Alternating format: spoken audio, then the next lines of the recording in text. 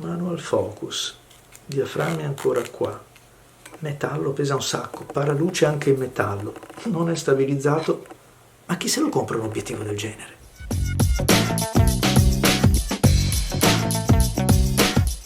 Me lo compro io, amici, e di corsa, perché stiamo parlando dello Zeiss 50 mm f2 macro planar.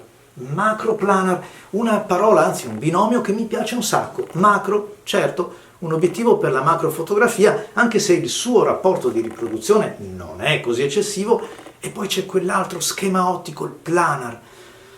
Fantastico, poche lenti, qualità e quindi immagine assolutamente di rilievo. Già, è quello che ho chiesto a Luca e Samuele di RCE Foto Livorno. Gli ho chiesto, ma mandamelo un po', perché è un po' che non maneggio il macro planar. Questo, di fatto, è un obiettivo che non è più in produzione. È arrivato il Milvus e allora è proprio l'occasione per agguantarsene uno nel mercato dell'usato.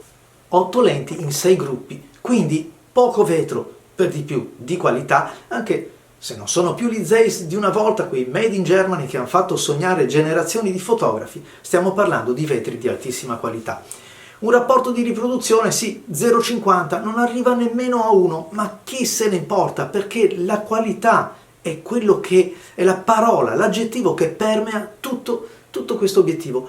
Del resto, come dicevo nell'introduzione, in metallo, pesa, manual focus, non è stabilizzato, ma chi ce lo fa fare? Ce lo fanno fare le immagini che riesce a produrre, e in questo caso ve lo dico da utilizzatore, perché è un obiettivo che è stato con me a più riprese nel corso della mia vita.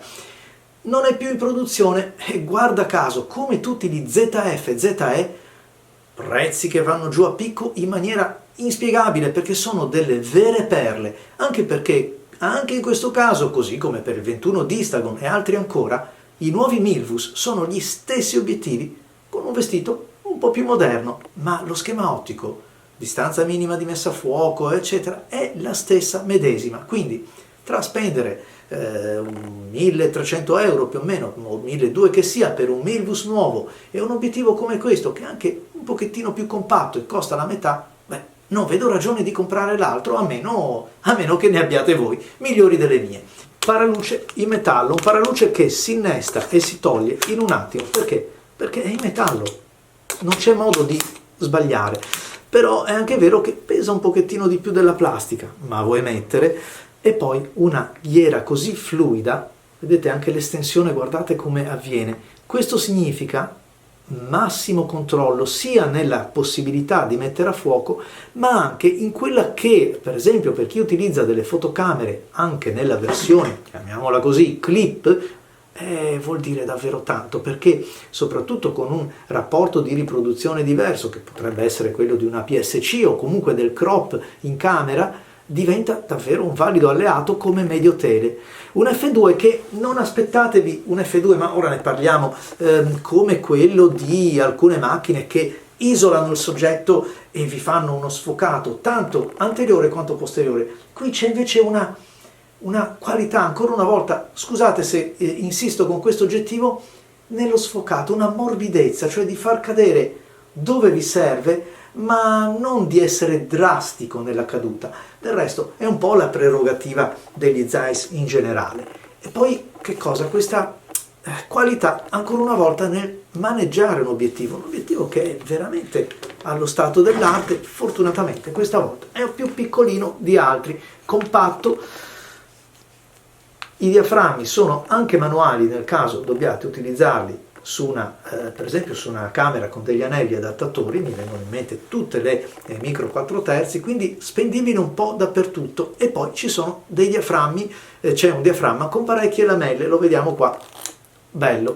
Questo è il responsabile della qualità del fuorifuoco, di quegli scatti anche in condizioni di luce che sta sparendo, quindi di rilevare le puntiformi in maniera molto elegante, molto bello. Insomma, si è capito che mi piace, no?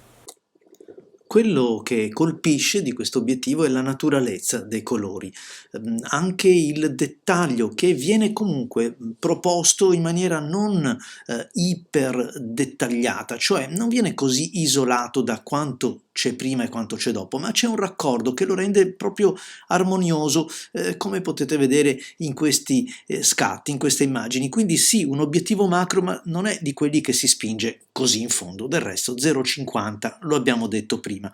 Mi colpisce il rapporto, cioè come il soggetto venga rispettato nelle dimensioni. Più ci si avvicina, più lo avviciniamo, ma non viene deformato, non cambia molto quella scala tra soggetto in primo piano e tutto ciò che segue. E poi abbiamo questo sfocato che è determinato dalle lamelle, dal diaframma, un obiettivo molto corretto dal punto di vista della linearità, ma del resto stiamo parlando di un 50 mm. Non è quel tipo di obiettivi che utilizzerei comunque ad infinito, perché come potete vedere hanno questa capacità di raccontare, di narrare i piani, e poi essendo corto e anche molto ben bilanciato perché il peso è raccolto presso la fotocamera, si possono realizzare anche degli scatti a tempi impensabili. Se avete la mano ferma o trovate qualche cosa da appoggiarvi, potete persino simulare una sorta di panning un po' improvvisato, ma che comunque rende l'effetto. Quello che è la caratteristica principale, secondo me, è il realismo, la raffinatezza di tutti quei piccoli toni, di quei microcontrasti, di quelle sfumature di colore che rendono reali l'oggetto, come se fosse percettibile in 3D. Del resto le texture, quei contrasti che troviamo in immagini come questo, sembrano fatti apposta, cioè il terreno ideale di caccia di un obiettivo come questo. E poi ancora vi mostro qualche sfumatura invece nel fuoco, cioè la progressione a F2 a F3.5, che è molto gradevole, lascia andare lo sguardo, lo lascia correre, anzi possiamo dire quasi che lo culli. Ecco perché la stabilizzazione nella macro non ci serve, l'autofocus certe volte è persino di impiccio. Ci interessa piuttosto che sia bello solido, perché non deve innescare, non deve vibrare, non deve innescare vibrazioni, si intende, deve essere anche molto modulabile la ghiera della messa a fuoco, perché quello sì che è determinante in un obiettivo come questo. Per chi come me si è svenato per comprare allora questi obiettivi, e ancora prima i vari Contax o gli Zeiss per il corredo del medio formato, fa strano vederli proposti a questi prezzi. E tra l'altro, diciamo la verità, chi compra Zeiss normalmente ne ha anche rispetto, perché se l'hai comprato nuovo te lo sei anche sudato, e sono obiettivi così belli da vedere che insomma forse viene da sé quel po' di cura in più che gli si riserva. E quindi ecco che trovarli usati a questo prezzo, in questa forma, mi farebbe voglia davvero di comprarlo nuovamente, se non fosse che ormai mi ci sono già divertito, l'ho già provato, l'ho già insomma esplorato a fondo. Come avete visto nelle foto, è un obiettivo che non si presta tanto per il paesaggio, per essere usato a fuoco infinito. Per quello ci sono degli obiettivi migliori. Non dimentichiamo che la stessa Zeiss ci fa un 50 1.4,